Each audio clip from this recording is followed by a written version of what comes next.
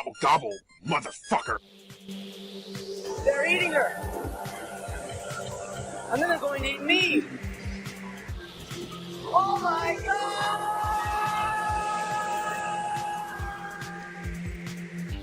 Estrogen levels peaking. It's like she's in heat. When are you gonna grow up, man? Chicks love cars. If you want to get into their pants, you better have a nice, hot Ferrari. She's my hot Ferrari. Besides, I love my Mustang, which is a plug-in hybrid. It gets 100 mpg. Oh, no, not the beast! Not the beast! Ah! Oh, my eyes! Welcome to episode 31 of Schlock Talk, filled with piss and vinegar, but mostly piss. Since 2013, I'm Gabe. I'm Joel. I'm eating soggy fish sticks. I'm held here against my will. Save me! At the end of this episode, Craig gets to see his family again. Right, Craig? He gets to make a phone call. Let's be serious. Yeah, we're talking 3 seconds on Skype.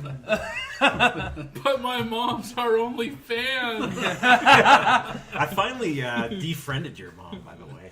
Did you? Yeah, Did you? The farm bill just got too much. Oh, I couldn't handle it anymore. God! What is that? Oh! The horrible picture. The self-birth. So in lieu of tonight's regularly scheduled podcast intro, we will bring you the following obituary. It is with heavy hearts that we present this episode, folks, as this is the first Schlock Talk produced since the untimely deaths of the chin and rest of Robert Zadar. Usually our heavy hearts are because of bad cholesterol intake, but today is a whole other matter. Possibly heavy metal deposits from God knows what, but... There may not be a better personification of why we put together this peppy, pleasantly pornographic podcast than in the moderately deformed dodecahedron that was the now late great Zadar's face. Pleasant? Truly, Many Robert answers come to Zadar. mind. That was not one of them. Not one. Robert Zadar ruled this crud commonwealth from his throne of schlock with the tough but fair hand of a benevolent samurai sword-wielding monarch, surrounded by the well-deserved spoils of a conquering hero. There's his Southern North Midwest regional heavyweight champion wrestling belt, seized from the clutches of the Madison Mutilator when he bested that Wisconsin villain in the unlikeliest turn of events ever witnessed by a Memorial Union crowd of almost 32. And somehow not obscure enough to be left out of our particular tribute. Also, there's Maniac Cop, we salute you. Also, there's his world-renowned collection of wife-beater tank tops, the 4th largest in the U.S., that he was especially proud of, and which spanned the entire rainbow of colors from black to dark black. I think there was white in there somewhere. I thought he had white. Didn't he have white? They used in to that? be white. They Also- started that way. Also there, the very symbol of his failed childhood dream to one day play in the symphony, a crushed violin. Well, he was in that movie Mask, right? Isn't that make him famous? Because you see, if That was he tried just to his play a chin. violin, he'd have to put his chin on it, and it would break, and... Okay. Don't explain the jokes, Gabe. Sure, he was never able to fulfill his backup dream of being an actual cop, but at least he got to play a maniac one in no less than 3 movies, the proceeds from which he was able to use to purchase what at the time was a pretty snazzy used late-model Toyota Tercel. Now, I would never say... What about his Botox chin injection? Now, I would never say that Bobby D had the name recognition of a big-time movie star, but I would bet you could show his picture to 100 people, and at least 50 of them would run away screaming. 12 would vomit. In all seriousness, we will miss you, bro. Yeah, man. You will be missed. I felt like I knew you from the bottom of my heart in your shitty films. So tonight's movie is Killing Spree from 1987, directed by Tim Ritter. 87. Shit. Yeah, I was 14. Starring a guy named Asbestos. Who the fuck names their kid Asbestos? Well, You were like a toddler when this came out, weren't you, Joel? I was like 5, and I was like watching Tron on VHS that my dad had copied from the store, or the rental store. he got his name because his parents tried to set him on fire shortly after he was born. He doesn't burn. He doesn't light very well, even with the beard he had And as a the full beard baby. is really soft to the touch, so hence the name Felt. And naturally occurring. So did his parents get cancer afterwards? They breathed in the fumes. Yes. Tim Ritter was 20 years old when he wrote and directed this, and this was like Holy his third shit. movie. Is he like John Ritter's third cousin? He is no relation to John Ritter. No, is this the same guy that produced Birdemic? Because it was about the same caliber of quality. Don't be disparaging Birdemic that way. And although this movie is not currently in print on DVD, it is available on YouTube. Don't watch it. Do watch it. It's fantastic. So That's right. Of all the freaking hateful things you can put on YouTube, people mutilating animals, possibly neo-Nazi propaganda you can put on there. Someone put Killing Spree on here.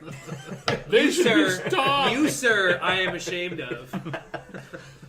So Killing Spree opens up with our hero, Tom Russo. Hero? Wow. Who will be referred to on and off for the rest of the podcast by his real name, Asbestos Felt. Asbestos Felt. Anyway, he's Worst name ever. he's arriving home from work, and when he gets out of the car, he's accosted by his neighbor, Mrs. Palmer, who lays all her problems on him. Now, I thought it was the lady from Mama's Family right up right. front, because they look a lot alike. He then meets with his wife. It's a shared universe. Maybe. Yeah. Maybe. There we go. Both extremely depressing. Would this explain Mama's disposition? Because I'm pretty sure she was murdered in this fucking film. She came back. It's okay. He then She looked meets- a little worse for wear, but she comes back. So Tom goes in the house and he meets with his wife Lisa, who tells him that his friend Ben is coming over for dinner. This, along with the fact that they're having pork chops, just pisses him off. He's like, Yeah. pork chops? I hate pork chops. Ben, I hate Ben. But he's like- your best friend. He was the best man at your wedding. Yeah, he just... Oh, man. He fucking like Fred Flintstones his way from fucking out of the car and everything, fucking hunched over back, lunch pail in hand, all fucking disgruntled from his soul-sucking dead-end job. He just And slid then- off the brontosaurus. You know, he sort of manages to slip his way out of this conversation with Mama and gets inside, and his wife's just laying it all on him. He's like, remember he's coming over for dinner tonight? He's like, oh, that fucking asshole, your best friend? Yeah. He's all I need. But is he all you want? And, we should describe Asbestos Felt, too. Asbestos Felt is like 6'4", weighs about 110 pounds. 90 of that is pure facial hair. I'm really like- glad that the lead singer from the Spin Doctors got work. It's like they found this fucking... Because clearly he was starving to death. They just picked they scraped a He's been hobo. living off his own beard hair for the last 10 years. They scraped a hobo off the ground with an asphalt spatula and fucking removed his urine-soaked newspaper tatters and stuff like that, and actually put him in gas station attendant clothes. If you look at his beard closely enough, you can read the funnies. Yes. I made the note that it's quickly established that Asbestos Felt is the kind of guy who needs to do coke to help him calm down. So during their conversation, we learned that Tom has Lisa stay at home all day and not work because he's traditional. And we also find out that Ben is in his 60s, newly divorced, and has an 18-year-old girlfriend. Yeah. Best fucking friend. Ben looks like a really fat Mr. Furley for some reason. Why he's best friends with someone 40 years his senior is never really given any credence whatsoever. Stop looking at me. He's apparently the pilot, and Asbestos Felt is the repairman at the He's the guy Airfield. He's a airfield. decal. He puts the stickers on the Applicator. airplanes. Ben does? Yeah, he's Asbestos. That's his hard Asbestos job. puts it on there. You No, see him like touch Asbestos? off I the thought G when he. I thought he was the repairman. He is, but did you not see The like one scene the where they one show him he's doing working and he's like anything? wiping his brow as he's applying like a decal. He's like Covered he's with like putting a little sweat. finishing touch on a G that's on the side of the thing, and that's as much as they allow him And he's to do. next to this giant toolbox and he puts the wet rag from his forehead in the toolbox and shuts the drawer. It was a hard day's work. So while Tom and Lisa and Ben are eating dinner, Mrs. Palmer comes over and knocks on the door and asks to use the bathroom because she has diarrhea, stomach cramps. She actually says that, right? She said the husband ate all Her the husband X-Lax. ate the X-Lax because he thought they were chocolate candies. He's hogging the toilet right now. Yeah, he won't And get she off needs the something toilet. for her stomach.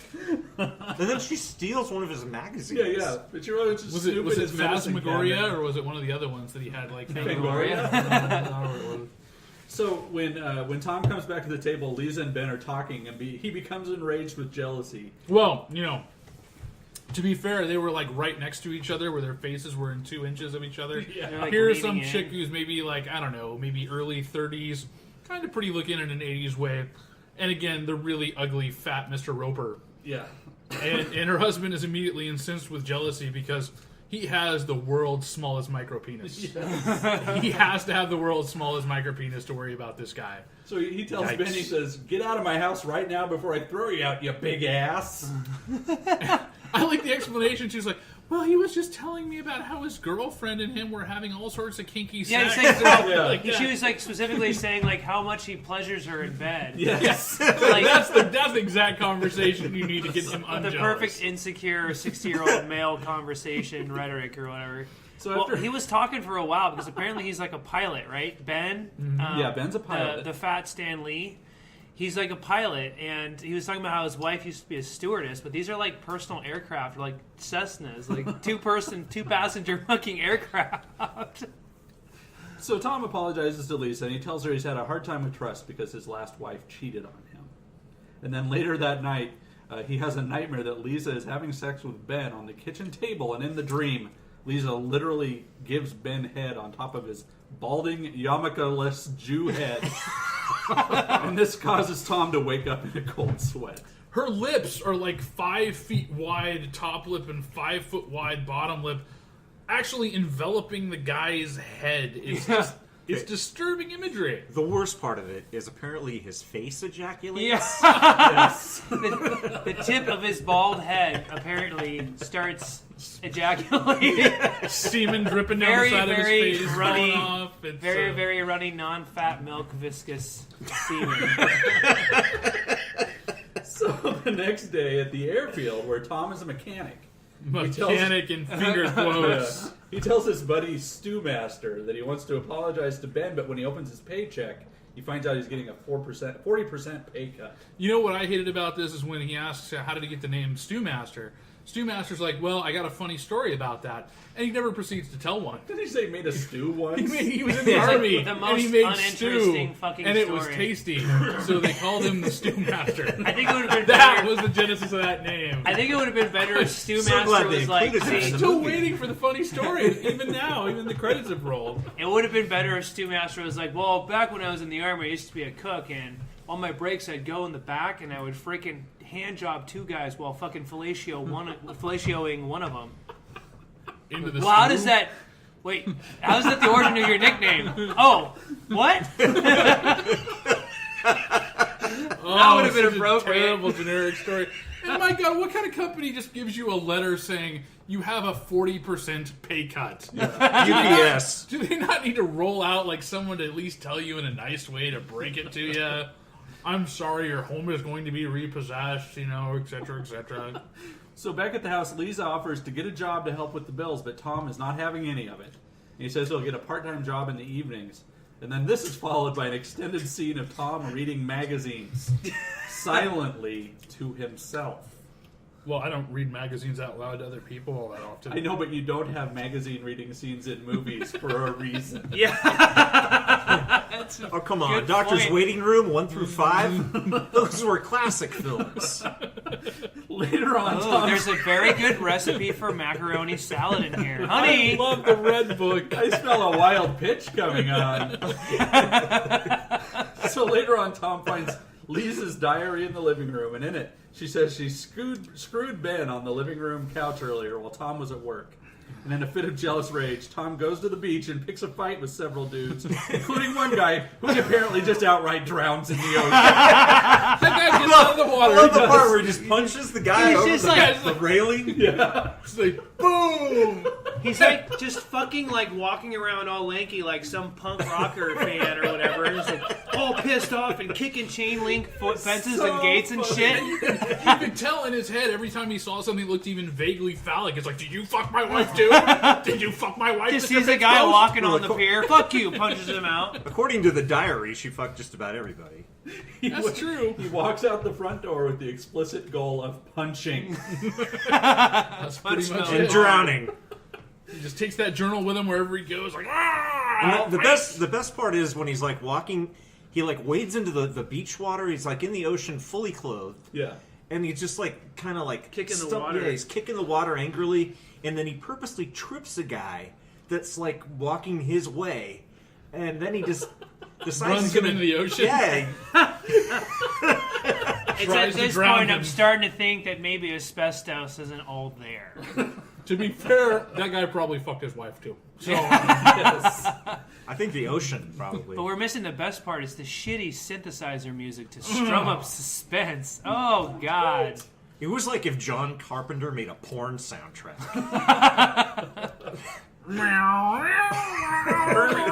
shut up. So the next day, Ben shows up at Tom's house with his new girlfriend, Angel, an 18-year-old punk rock chick. Angel looks like she's got a mop, an She's orange like- Dayglow mop. She's for got her head. DJ Lance's headgear from fucking Yo Gabba Gabba. Like, this is big, fluffy, Only that's her fucking... haircut. And she immediately asks Tom if he's into threesomes. Also, she has an iguana. Yeah, where did that thing emerge from? We know where it emerged from, Paul. The iguana audience cave? doesn't need to know. Some people have an evil clutch. Some people have an evil iguana. I just couldn't help but notice, like, was this a character someone wrote or a denizen of the shitty hometown they filmed this in? Probably both. She dressed slightly whorishly with what the see-through kind of dress on and the hair that makes me want to turn her upside down and clean my kitchen floor Well, with her head. the director was 20, right? It was probably his mom. Yes. It may have been. So Ben asks Tom if he has any weed, and while Tom is checking upstairs, he yells from the balcony, "Your girlfriend gave me some head too, buddy!" And he launches her severed head at Ben, knocking him down. Knocking him out. Yeah. Mannequin fucking head. Gravity apparently works very differently in this world than it does from other worlds. After he like, oh, I guess that's when he's burying it that he does like the French kiss. Yeah. Back at the beach, Tom totally Frenches Angel's severed head. Oh, there we go. And appears to bury her and Ben in a shallow grave. Now, I put this point out there. He didn't bury her. He just buried her head. Where the rest of her body goes to is a mystery left throughout the rest of I don't this even movie. think that there's any indication that she has walked upstairs to where Tom can, like, behead her, right? Yeah, because she Well, was she had downstairs. to go with take Mom. a crap. She was like, He hey, points where's at the it. bathroom? He's like, go to the right. creepy ass fucking weirdo laugh that he has. His weird serial killer jokes. So that evening, Lisa finds her diary out on the coffee table, and the camera zooms in on Tom's crazy, freaked out face with the one Tom York lazy eye. Red throbbing lights in the background that will come back again and again. So, the next morning, Lisa asks Tom if he's okay, and he blows her off, but not before she lets him know there's an electrician coming by to fix an outlet. And the electrician comes to the house while Tom is sucking down beers at the bar, and he debates in his head, Dune inner monologue style, as to whether he should kill his wife or not. It's not her fault, though. In the end, he realizes it's not her fault. It's the scuzzy guys that she's got around her, like his former best friend who's Ben. now in the beach. Yeah, he says that sick men like Ben are ruining Lisa. Yep. And when Tom arrives back at home, he finds Lisa's diary again and reads about her escapades with the electrician. Yeah, he goes searching for it, too. He's got to, like, find Finds it it under under her her bed bed. mattress. Yeah, in flashback, she asks the guy if he'd like to fix her wiring. And he takes off his clothes and hops into bed with her, and he also hits his arm on the ceiling fan while he's taking his shirt off. Did you guys catch that? No, I Yeah. just got the fact that she doesn't undress when she has sex. Right. Yeah, she also She's likes fully to make clothed. eye contact and scream loudly, too. And Just the way asbestos likes it. Yeah, well, you know, that asbestos guy. in what I think is the movie's funniest line, he says aloud, "Why is she writing all this down?" She knows I'm going to kill people. The following morning, Lisa asks Tom if he would like to go to the doctor because he's feverish and will be staying home from work. And he says he'll just stay home in bed and rest. What he really does, though, is spend the afternoon installing machete blades onto the ceiling fan. Oh, God. He then calls the electrician and tells him the outlet is still not working correctly. And when he arrives, Tom lifts the guy's head up and chops off the top of his head, Moyle style. He just, like, curls down, grabs him around the legs, and lifts him up so that the ceiling fan machete blades will kill him. I've never seen fan blades Yeah. like that before. Oh my god. And then comes the most disastrous scene in movie cinema history. He then follows this up by hiding his body in the attic and then shampooing the carpet in his Speedo. And I don't know what the Speedo said, but there was definitely writing on the back and the front of that Speedo that I did not want to pay close attention to. Yeah, instead I if focused. you can read this, you are too close. Instead, I noticed that the shampooer was a 2-speed. I'm assuming off and on. It said, "It ain't gonna suck itself." So that night, Tom and Lisa find out that the TV isn't working, and Lisa tells him she'll have the repairman come by. And then Tom calls in sick again and goes drinking at the bar. And meanwhile, someone named Dan calls Lisa on the phone, and it sounds as though she's having an affair with him. Dun, dun, dun. She's also apparently banging the curtains delivery guy, because that's a thing. And as well as the surfer lawn guy and hairy-backed muscular karate TV repairman. Oh, let's talk about that guy's God. back hair. That If was we can call it back oddly hair. strategically It's more like shoulder hair, right? It's like around the shoulder hair. It doesn't quite cover the whole back. It's very patchy. It's like Yeah. he's got wings he's trying to grow out. And let's not forget the UPS guy. I mean, okay, this guy. Oh, that's the UPS guy. He comes specifically from the carpets. He's the delivery guy. That's what they said. They said he was like the delivery guy I for think UPS. they said UPS. I'm pretty sure they said UPS. Oh, wow. I thought Not he was there just- to sell fruit. Not just there to offend you, Paul. Tom, even though you Paul, are do a you work scary, with this hairy guy? Do you work with this guy? I was telling the guys, I'm like, every 1 out of 3 employees at the hub is asbestos felt. But this guy, he's like the most jive dancing Mexican dude you ever see. Like Maybe. he's like 300 pounds. Oh, that He's guy. like, Yeah. going That was the through current there. delivery guy. That guy was And, amazing. He was like flamboyant and macho at the same time. He's dancing in his pink cowboy, kind of slightly. He grabs pinkish his cowboy hat. junk. Yeah, he and grabs holds onto his it junk a little for no bit. particular. Oh, because she like answered the door in her towel right after she got out of the shower, because that's something women do. Yeah. She was all like, Yeah, he walks in I and he's just like, got out it's of the hotter shower." than a whore's ass outside. Yeah, because that's Here's the your kind curtains. and she's like, she comes out of the room, takes off her towel, and invites him into the shower. She's and like, you that's said just- it was hot outside. That was Let's just cool off cool off together. That's just together. frightening, because there she is in the shower naked, and this burly motherfucker just like walks over the side of the tub and gets in there with her with the hat still on.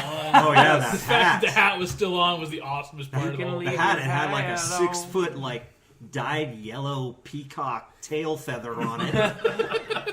And it was like a straw hat with like delicate like lacework in it. It's like a pink And a fringe pink around the fringe. side. Yeah. Like Cyrano de Bergerac. This man, he was not a delivery man. He was a pimp.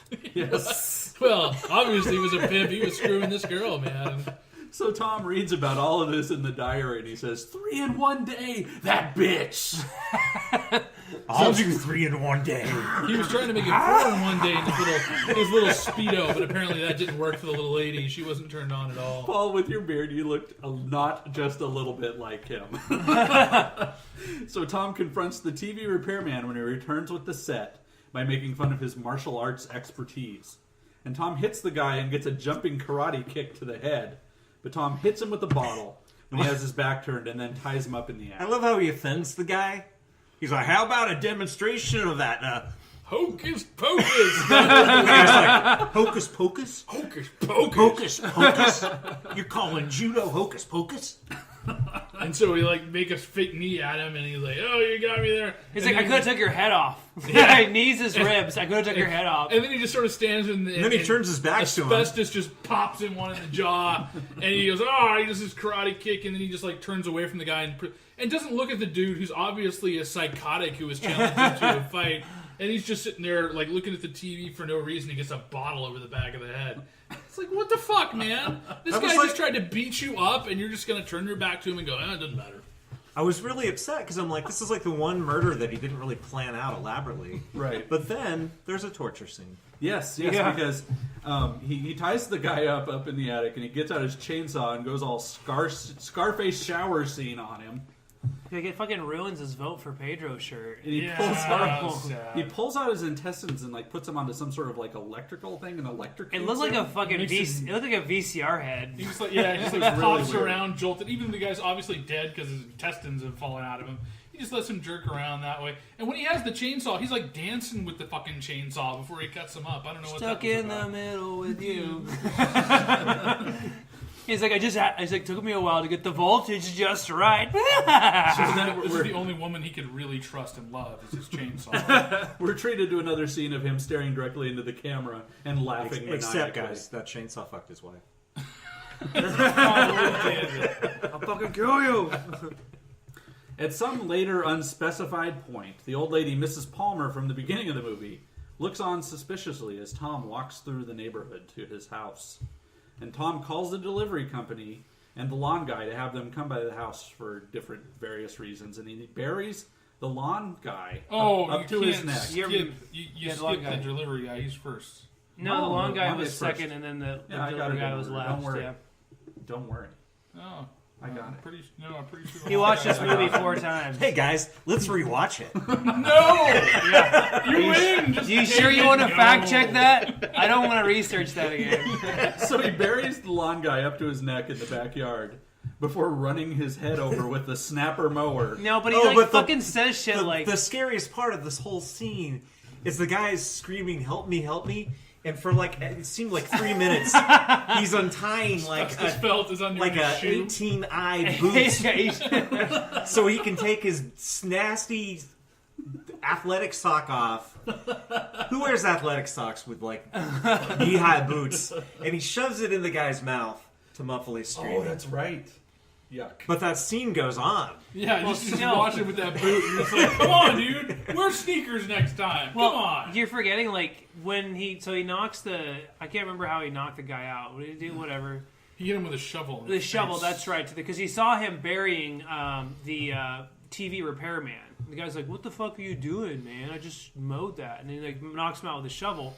And he comes to, and he's, like, buried up to, like, his fucking Oh, that's collarbones. right. There's that extended digging scene. Yeah, but, like, but then Asbestos was saying, like, you missed a couple blades of grass, but luckily I, like, planted them all right next to you. Next to your head. And I can get them all in one shot. Go, yeah. I don't know why, because, you know, Lawn Boy was such a bro. He wasn't like, bro, that must have Lawn taken Boy. hours to fucking, like, move every single long piece of blade of grass and replant it right next to me strategically. I liked the flashback with him when he's talking to the wife and like massaging her with massage oils, and he's talking about his love pad. He's like, yeah, I got some carpet laid down in my van, and I painted the walls, and I got a super oversized bed which fits in the back of my van, which is my love pad. Do you want to go see my love pad? Dude, that guy's mullet.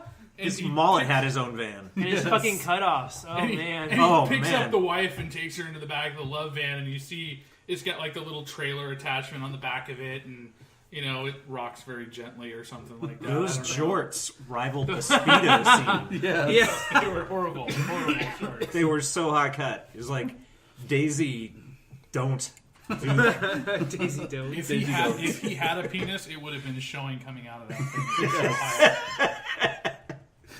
So the cowboy hat delivery guy shows Oh, wait. up next. I want to talk about the lawnmower quickly. Oh, yeah. With the giant bicycle wheels. Yeah, those are snapper mowers. They have those big wheels like that. Oh, really? That's like a jogging mower. Jogging mower.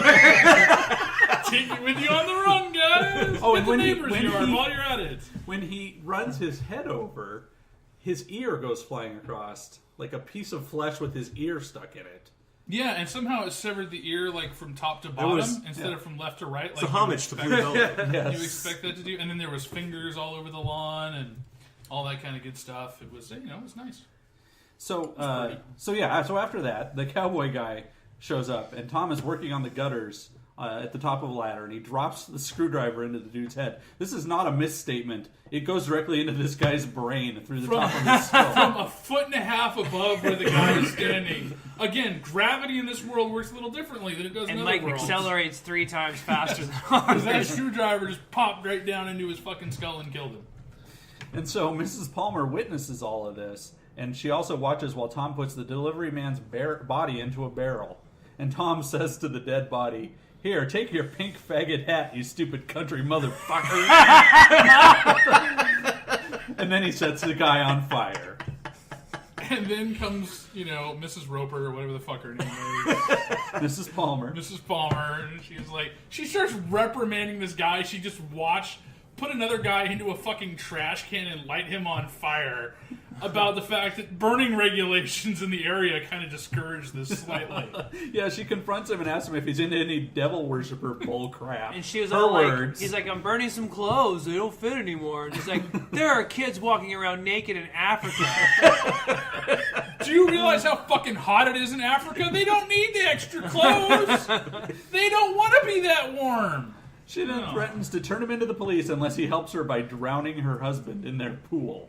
And he responds to this by ripping off her face with the claw hammer, Which he keeps in his boot. as was He picked it off the ground. It was on the ground for whatever fucking reason. I thought it was on his belt. It was on his work belt. No, Once again, we've got a reason to rewatch the film. no. It was wherever the fuck It appeared. It was within arm's reach. So Jesus from the sky dropped into his hand. So he uses his claw hammer to rip off her face, as was the fashion of the time. And then plays That with was all, probably the best gore in the whole movie. yeah. Then he makes sense to plays me. with all the gutty works inside her skull. Yeah, he lays down next to her dead body. He's like, just like running they his just had the hand best through night He of their puts her life. glasses on. They're like covered with blood. But her face, it like just deflated. gone. Yeah. No, it's gone. I think he ripped the whole thing clean off. Yeah, apparently there was no skull inside or anything. Yeah. No, he She ripped the just lower. decided He to ripped her mandible off, and it was like, and then she fell down. But it's like, yeah, her But entire then the rest of her skull, face is gone. like deflated or some shit like that. And so while all this is happening, Lisa is meeting with an editor from a romance magazine who is buying all of her diary sex stories. She is a slut. And she tells him the stories are all made up and that she's never cheated on Tom. And the editor hits on Lisa until his boss comes in and fires him. Also, his name is Mr. Jerkins. Yeah. We discussed this during the movie. That's not his name. That's his nickname. Oh, I see you met Jerkins. So back at the house, Tom, now very drunk, is having another fit of jealous rage, and he hallucinates that the painting of Lisa they have in their bedroom is bleeding out of the nipples. Wait, that's his wife? That's his wife. Yeah, she says it to the delivery guy. He asks her if the naked picture is of her, and she tells him it is. Huh. There's a naked painting. I should have said Yeah. there's a naked painting of Lisa in the living Yeah, it's room. like a Fire, sketch. with the fiery Sort of red bush. abstract-y, Yeah. kind of thing. Paint me like one of your delivery But anyway, boys. the painting starts like bleeding out of the nipples and crotch. Yeah. And then Ben returns with the head of Angel, and he throws it to Tom, and it bites him on the dick. Yeah. He's like, goes on this whole rant and everything like that, where it's like, you killed us before our time, we're restless spirits, and now we'll never go to our final resting place until you die. And we're sitting here thinking, okay, is this him being delusional? Or is there actually a zombie in his house at this point in Good time? 'Cause question. He's fucking balls to the wall crazy Yeah, at this point. telltale heart shit. His guilt's finally getting the But- best of him, What we right? do find out, it very much is that there really are zombies Well, in we'll his get home. there. Don't ruin. Spoiler alert. Oh, I'm sorry. Oh, we're sorry, listeners. Yes. Did we step on your toes? So after Tom gets bit on the dick in an obvious nod to deadly prey, Ben rips off his own arm and proceeds to beat Tom with the severed Tom limb. rips it off. Yeah. Oh, okay. But then he just picks it up and starts beating Tom with it like a little bitch. And then the burned corpse of the delivery man also climbs out of the barrel. And Yeah, shins that- inside. that was magically like- turned into the Oh, Toxic man. Avenger. I love how That was he, like Return of the Evil Dead homage right there. I love how he Yeah, he reaches comes out of down the drum. into the Return can. of the Living Dead. Yeah. He reaches down into his can. He makes sure he pulls up the He burnt pulls remnants up of his the fucking pink hat that has and a puts it on hole his burnt head. through the fucking middle of it, precisely, so that when he puts it on, the screwdriver still fucking pokes out the Just top holds of it in his place. skull. It's perfect. And so while all this is going on, Lisa comes home to tell Tom she's made $1,500, but she's confronted by the zombie delivery guy because somehow Tom is not actually hallucinating, and this is all really happening. These are real, very real consequences of murdering people you suspect of having sex with your loved one. People, attention, pay attention. These are At real. this- These are At this real. point, the movie goes from like kind of just oddly quirky and strange and kind of funny, sad to just plain fucking stupid at this point. And so the TV repairman and the lawn surfer also come out of their graves in the backyard. And even Mrs. Palmer wakes up wrapped in plastic. I like this scene because he's like strangling like the body wrapped up in plastic. Strangling a dead person is not going to work. Zombie 101, you do not strangle zombies. Okay, just putting that out there. So Lisa fights off one of the zombies, and she and Tom run upstairs to the attic to get away. And Tom confronts Lisa about all the guys she's let finger her. But she tells him those were all made up stories. And while this bout of marital therapy is happening, the zombies all confer about who should be the one who gets to kill Tom. And we go into the weirdest Porsche stage of this movie, zombie negotiation. Yeah. Wait a minute. They're It's just really the held up in woman's the fault. attic. This is really Because new to the me. woman wrote those stories, and if she hadn't done that, poor Yeah. Tom would So have never once committed again, any of these atrocious acts. It's the woman's fault. That's the moral of the movie, guys. Wait, let's have her fix us a sandwich, and then we'll kill the woman. It's written by a 20-year-old guy, right? So, Right. of course, he's had a bad relationship or two. This is Gee, where I he wonder takes why. it. And there's Yeah. a theme running here because his first movie is called Truth or Dare: A Critical Madness. It's almost the exact same story. It's about a guy whose wife cheats on him and he goes on a murder rampage. Wow. Exact same story. Oh, and he was 17 when he wrote and directed that. Oh my god. Thank you for not 17. having you, us watch Tim that River. one. Oh, we will. Slightly We jilted. will. We will. We will. Don't worry. Slightly jilted motherfucker. And Asbestos Felt is one of the guys that he runs into when he's in the insane asylum. Wow. Shocking, right? Well, you know, if you get named Asbestos Felt, where Are you else sure it's going not a to live? documentary? So Tom had forgotten about the electrician who's still in the attic. Yeah, because that was a good place to keep a body. Yes, and he comes out after him and he says, "How would you like to get your head cut off by a bunch of spinning machetes?" Yeah, he was like, you gave me a haircut, but you took a little too much off the top. Pulls off the top of his skull and just throws it in the corner. So Ben and the other zombies agree they will just kill Lisa because it's really her fault for writing all those stories. And that Tom will have to live with it for the rest of his life. Yeah, they were gonna make psychologically. Tom murder Lisa. That's all poor Tom needs right now. He isn't already a broken motherfucker with so many problems he just can't get his head out. Are you sure he's gonna feel bad about it? Are you sure? And he pulls Lisa over the side. He starts whispering to her so you can't hear it. They're hatching their diabolical escape plan. They go downstairs and wait 15 minutes for the Zombies to catch You up. can hear them like shambling down the stairs. Yes. They're sitting on the Run couch. to the door, you moron! They're just like twiddling their thumbs, waiting for the zombies. Yes. It's like, okay, when are you gonna run? So back in the living room, Tom pretends he's going to saw off Lisa's head, but then he runs the blade across his own neck, and Ben says, "We can all rest now."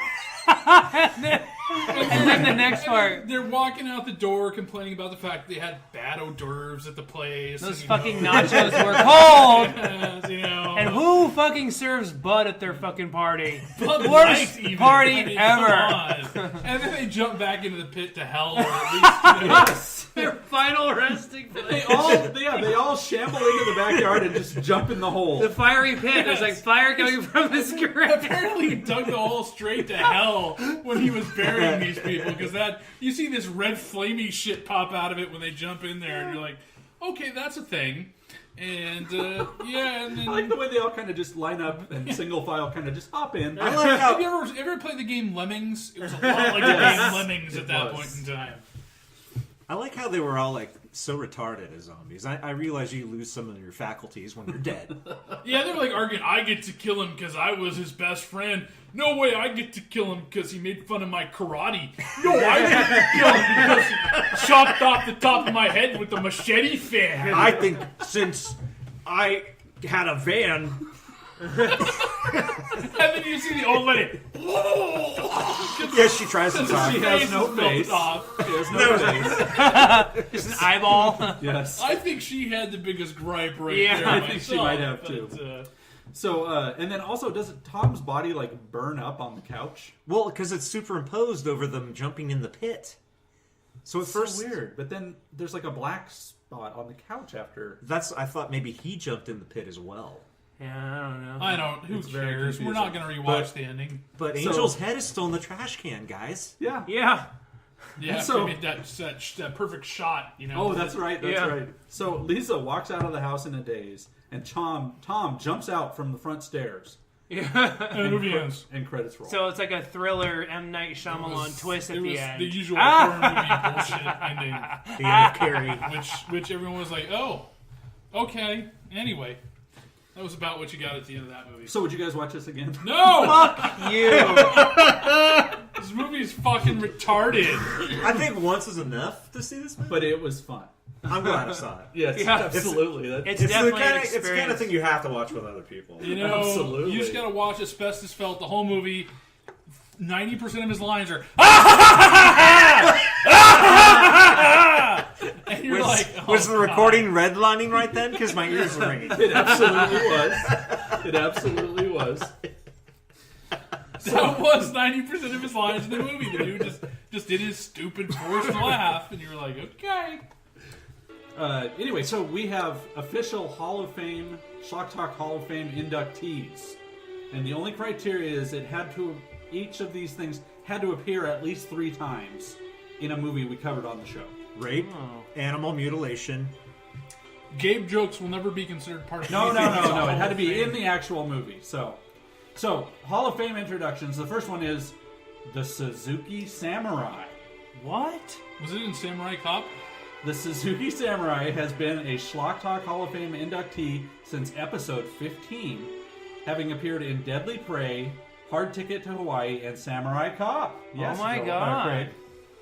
First produced in 1984 as a subspecies of the Suzuki Jimny.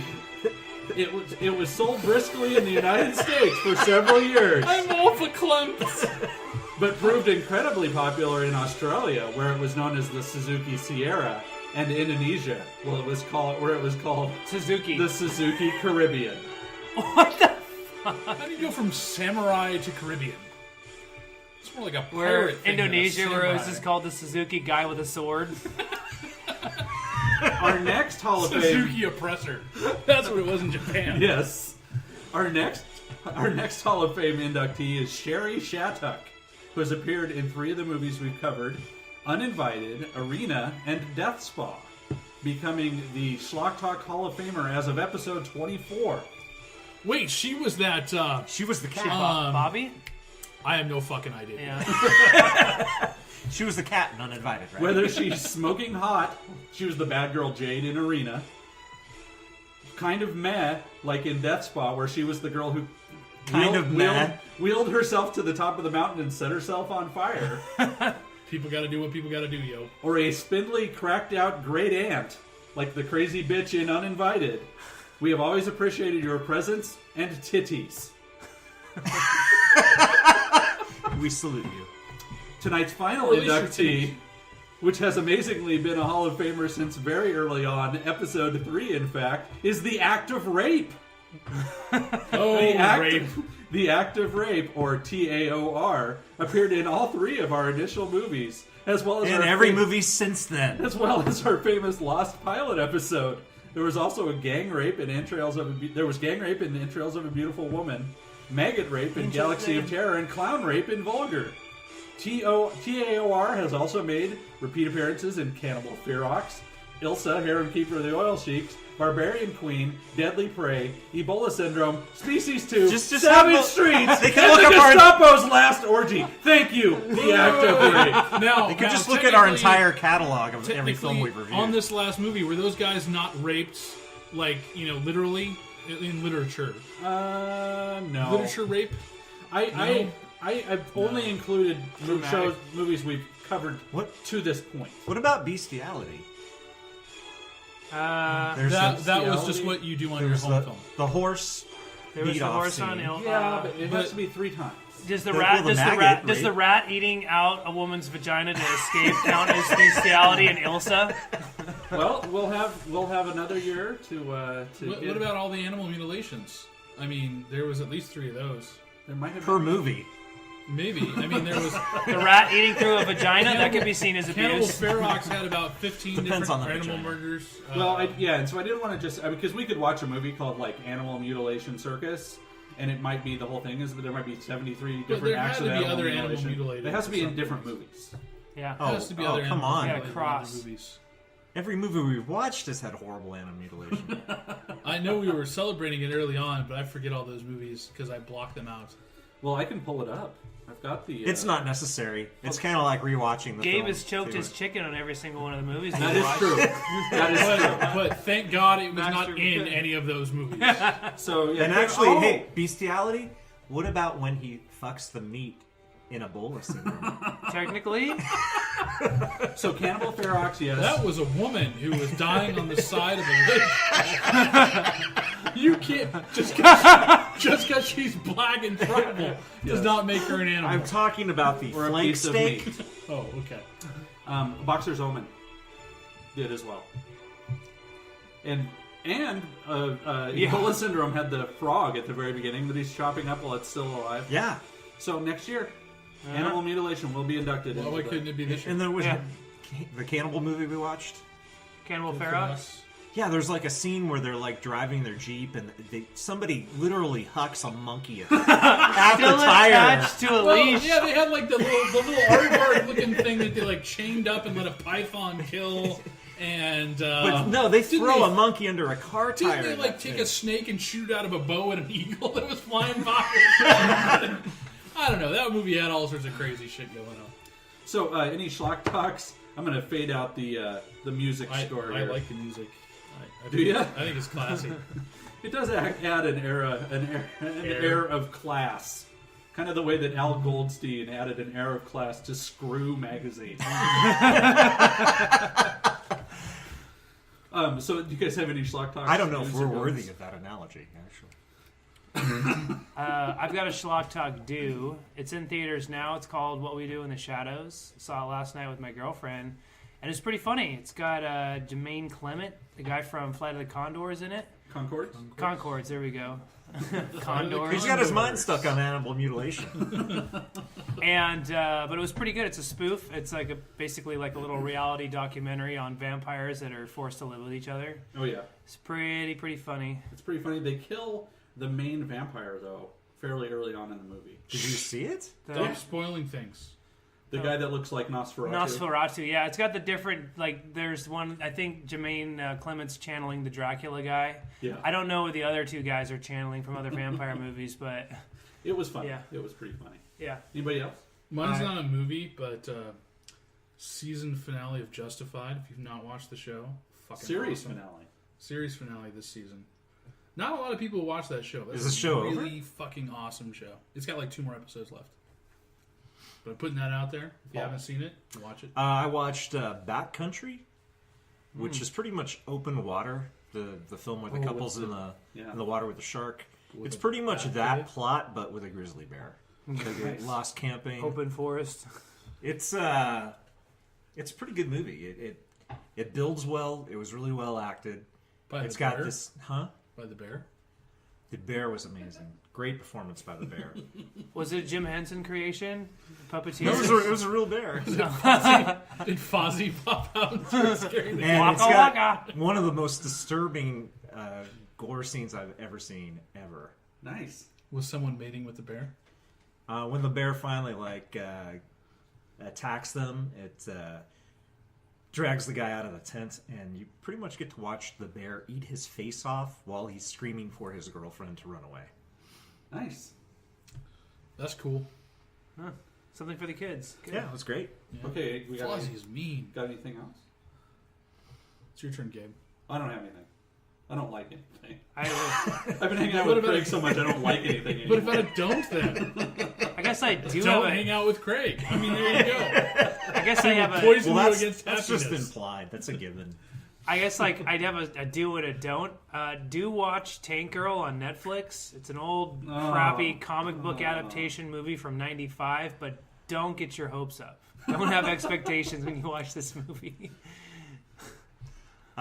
Recently I watched the end of The Walking Dead, the season finale. Oh. Don't say anything because I will not, but I was not a huge fan of the season. I thought it was kind of hit and miss, and more misses than hits, but goddamn, that season finale was good. Was a hit. It was great. I haven't watched most of the second half of this season because it's been a little bit on the... I got really tired when they killed off so many major characters like right in a row.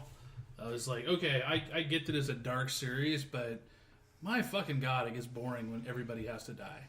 It's eventually going to be like soap opera-ish, drama-ish. Yeah, they all devolve into that. I think season 2 was like that. I think Yeah. the fact that, their originality is a little loose when their spin-off series is called, The Walking Dead Again?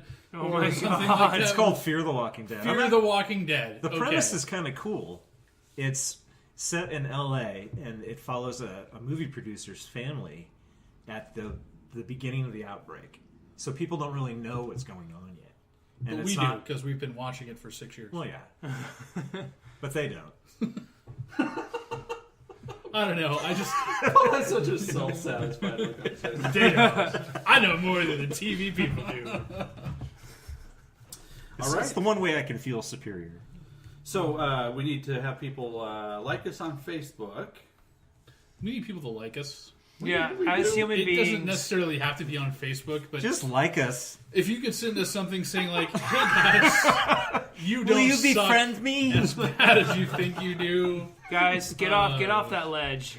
Subscribe to our YouTube channel. That's where you can find all our podcasts. Email us at email us at craigisnotracist or schlocktalk@gmail.com. Does anyone check those? I do.